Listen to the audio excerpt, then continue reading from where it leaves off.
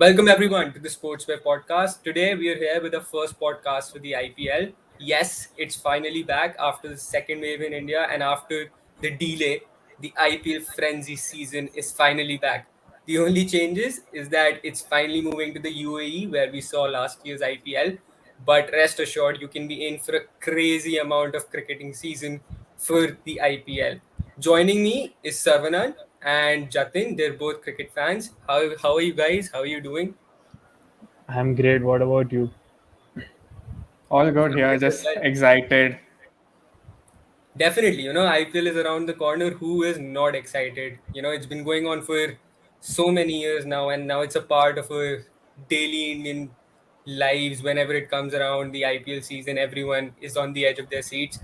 But this time around it's different because we had the first phase of our IPL, and then unfortunately there was a delay, and now after a gap of at least 2 to 3 months, it's back. So how does it feel for you guys? The next 1 month is going to be a festival for all the cricket fans. I can assure you that it's going to be evenings filled with all those fun and entertainment, trolls, memes. It'll be lit for everybody. Yeah, I agree to him. It will be like we have seen in the past that MI versus CSK always the starting match, and that is going to be the case once again. And I'm really excited. Yeah, I mean, Jatin just told us that, MI and CSK go head to head again. Ironically, that was also the last game before the IPL, got shut down, unfortunately, in India. But, talking about these two sides, they are the ones with the most number of trophies. They are two of the most successful franchises in IPL history. Recently, of course, Mumbai have had an edge over Chennai, but you can never discount Dhoni and his men out. So when we talk about both of these teams, what are your expectations from them in this IPL, and how do you see them performing? Match I has already been done in UAE. Like last season, the total season was there in UAE. We saw how the teams performed. We saw who was driving the games for which teams and everything. But it was entirely different when it happened in Indian subcontinent. So I guess again the slow pitches will come into play. Experienced players will have to lead from the front. But also we saw some of the likes of Rahul Tivatia and everybody coming and taking the game away. Who knows what surprise IPL has this time around? But when it comes to Chennai versus Mumbai, it is always a frenzy. Like you saw the last game how it was. Like Mumbai was literally out of the contest, and Pollard swooped in, took the game out of Chennai's hands, and it ended a very good note for Mumbai. not exactly happy for me. Being a CSK fan was difficult last year in UAE, but this year with Suresh Raina back in the team and some changes like Moeen Ali and a lot more guys, we are expected to see a CSK versus MI like the proper way, which used to be before 2020, and that's it. Yeah, I I agree mean, that CSK CSK's was Raina is back and everyone is in form. I guess Shardul Thakur is in form, Sam Karan is in form, here for us Rohit is in form, Pollard is in form.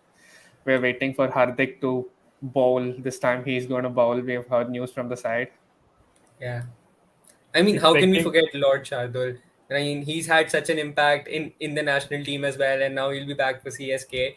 But CSK is just one of those franchises who were made to succeed. They always reach the playoffs before the 2020 season, which was kind of an exception for them. As for MI, they've been known as slow starters. They try to start slow and then they swoop in and win the whole thing.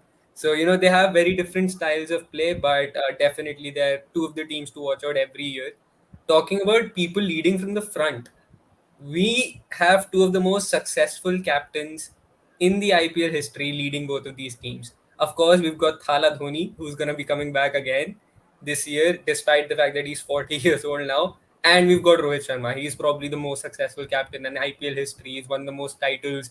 And, the way he has grown into the role of a leader has been exceptional for all of us to see. So, Savanan, what are your expectations from Rohit Sharma this season?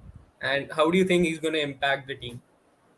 Rohit Sharma has always been a responsible person. I mean, ever since the day of Deccan charges, if you have noticed, Adam Gilchrist himself has said, like he has always been in the senior committee or the senior score which you tell in a team. Like he takes his role seriously, even the vice captain when he was there. And then once he was handed over the captaincy in 2013, midway when Ponting, Sachin Tendulkar, everyone was there. And this guy just led the team to victory from they were on the edge of getting knocked out of playoffs, but this guy just took them to win their maiden title. From there, it was a non-stop journey for Rohit Sharma as a captain, as his choices in fielding, his bowling, backup, his. I mean, literally, he backs the bowlers on their core strength. Like Dhoni is something we all know. He is the most successful captain, a legendary player, and to beat him to be the most successful captain, that takes something. So we all know how Mumbai Indians performs. Like you saw how we defended 119 against Tala's Chennai Super Kings. That was one of the most crucial matches ever Rohit captained, I guess. So they have come from jaws of defeat most of the times, and Rohit is someone who can bring it on as a captain, even if not as a batsman. So this time we are comfortably just sitting on top for 2 points below CSK. We hope to get that too sorted in the first match. Yeah, with Bumrah in their team, I guess 119 was very defendable. Bumrah and Bolt. So, talking about Thalla's captaincy, I don't think I have to explain what he has done in the past and what he is going to do in the future as well. Uh, Even in fact, being 40 years of age, he doesn't look like he's 40. We can see that by his running between the wickets and his efficiency in managing the team as well. So, great year, great 1 month of cricketing is expected from the CSK and the captain. But what about his batting? He's been struggling when it comes to the bat. He hasn't been really getting those half centuries or those quick fire 40s or 50s in like he used to, which has been a constant criticism about Dhoni and his game and how he had evolved. Do you think he can roll back the years this time around like he did in 2019? I expect him to do that, but the thing is, he's 40, and we can't keep that fact aside. And also, if he's not performing with the bat, he has brought up the all rounders in his team and backed them up like Moeen Ali, who are now batting above him and have performed really well. Like even Sam Curran, when you see his interview on MS Dhoni, he tells that he's the one who backed him up as a all rounder and made him what he is today. Yeah. You can So always talking count about on all Dhoni to rounders. back up players. Definitely. No, But when it comes to all rounders, CSK have got a few exciting all rounders. One of them being Sam Curran. He's such a impressive young player who even performed for CSK in their worst season last time around. And then you've got Hardik Pandya, who we all know, who has been performing for years when it comes to Mumbai Indians. Do you think that the clash between them could be really exciting when both of these team match up this time around? As I said, this time Hardik is back again to bowl, and once again he is not being into the squad as a play batsman. He's back as an all-rounder, and we all know Kung Fu Pandya is not someone you can count out at any time. His quick fire 90 against KKR, that was something nobody imagined. And his wickets also, I mean, he can produce some crucial bowlings. I mean, for India, for Mumbai Indians, whenever team was in crisis, he has come up, shown what he can. Same with Sam Curran. He has been a very brilliant player. He's just producing beautiful knocks, be it with bat or ball. Last time we saw the excellence of him, despite CSK failing, Sam Curran stood out. So it'll be exciting to watch both the youngsters who are like getting into their core perform to the fullest potential that they have. I see Sam Curran taking in the role of Dwayne Bravo, I guess, because he has the slower leg cutters. He has that angle that he can disturb each and every right-hander in the game, and even the left armers. He can bowl in the first 6 overs of the power play with his swing, and at the end with his slower back of the hand ball and the cutters. So I guess he's a great uh, player to be in the team, and a great young talent for CSK. Yeah, definitely. But Sarvanan mentioned that there was a game where Mumbai ended up scoring 119 runs, and they ended up winning that game, and it was against CSK. And as Jatin mentioned, one of the core reasons of that was the bowling spell by Jasprit Bumrah and the way he bowls during the death overs. I mean, definitely you have Trent Bolt, but when it comes to death overs, you know that Jasprit Bumrah is a specialist in those kind of situations. And there is also a man who has been doing that job for CSK over the past, I'd say, 7 to 8 years now. We all know him. He's Dwayne Bravo. He's also a death over specialist. So, of course, when you compare them right now, probably Bumrah is the superior bowler because he's been playing on a more consistent basis. But you just can't take anything away from Dwayne Bravo as well. So, how important is this clash going to be when both these teams meet up? Because death overs are always crucial in 20 over games. When When you you talk death overs, Mumbai Indians has never shied away from their bowling attack. It was Mitchell Johnson Malinga, then it was McLanagan Malinga, then it was Bumrah Malinga, then it is Bolt Bumrah. So there has been like a powerhouse of bowling lineup when it comes to Mumbai Indians.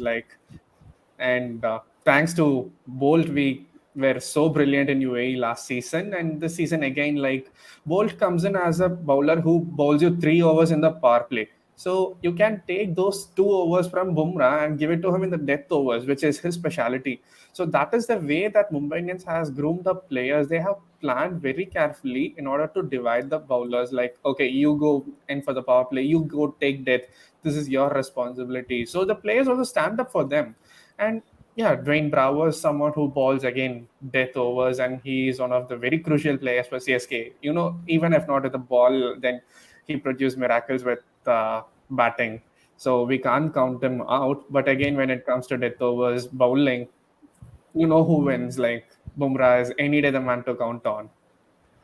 Also, talking about Bolt, Deepak Chahar has done the job for CSK just like Bolt does for MI, I guess, because he bowls 3 overs in the power play and 1 over at the end, which gives Dwayne Bravo to start after the 10th over, which gives him 4 overs out of the 10.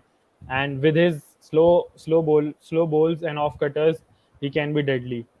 Also with the bat, Bravo have we have seen that in the last year's first match what Bravo did against MI, and I guess he does that once again.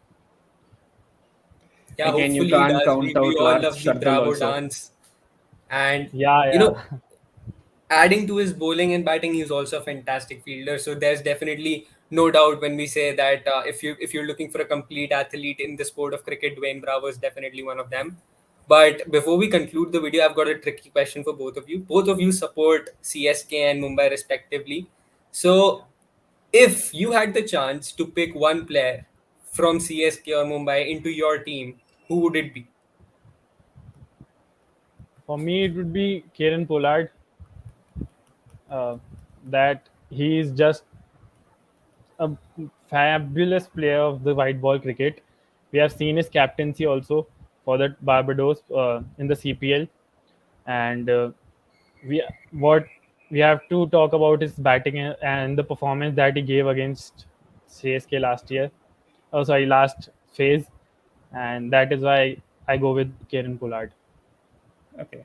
This is an absolute no-brainer when it comes to picking a player from CSK. Everybody knows it is going to be MS Dhoni.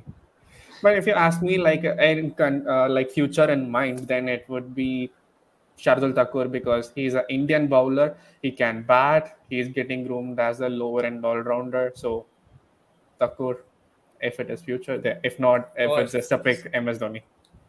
Of course, yeah, you can't rule Lord Shardul out. Lord Shardul steals the show. Always, he always manages to steal the show. And with that, we are going to conclude our first episode of the Sports by Cricket podcast. Thank you guys for joining me. It was great. And we will be tuning in again. So, to all our subscribers, please like and subscribe to the video. And in the comment section, let us know who's going to win this one. Is it going to be CSK or is it going to be Mumbai Indians? And we'll be bringing you more content for the IPL. Till then, see ya.